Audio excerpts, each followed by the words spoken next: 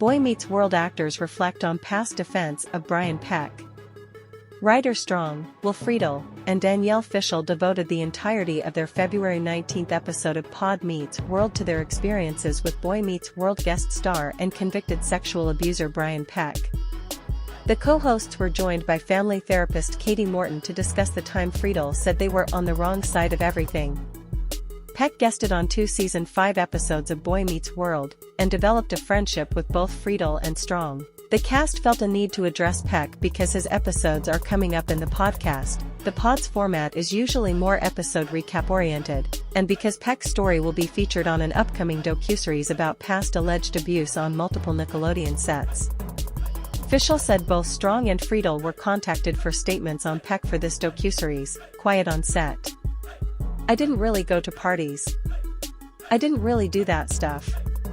But I was working a lot after Boy Meets World, and this guy had so ingratiated himself into my life. I took him to 3 shows after Boy Meets World, Friedle said.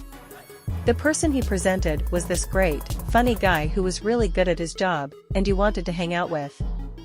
I saw him every day, hung out with him every day, talked to him every day. Strong also said he used to hang out with Peck all the time, despite being 20 years apart in age.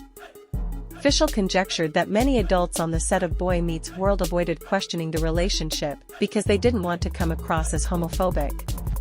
The other adults on set, who maybe could have or should have said, "Why is this guy going to Ryder's house for a party?"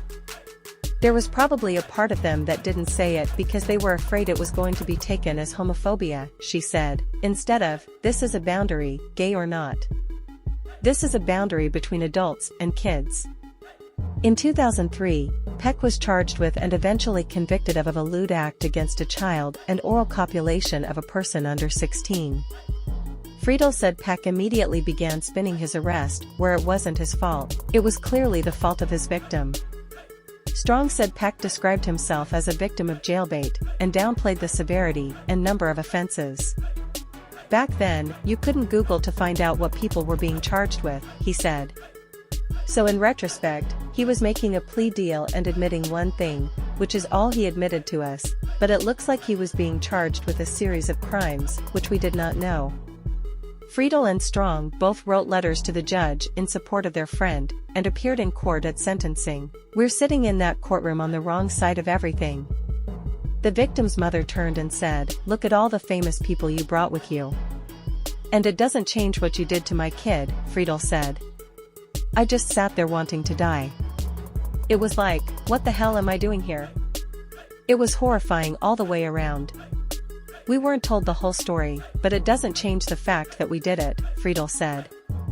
"I still can't get the words out to describe all of the things that I'm feeling inside of myself." Vulture has attempted to contact Peck for comment.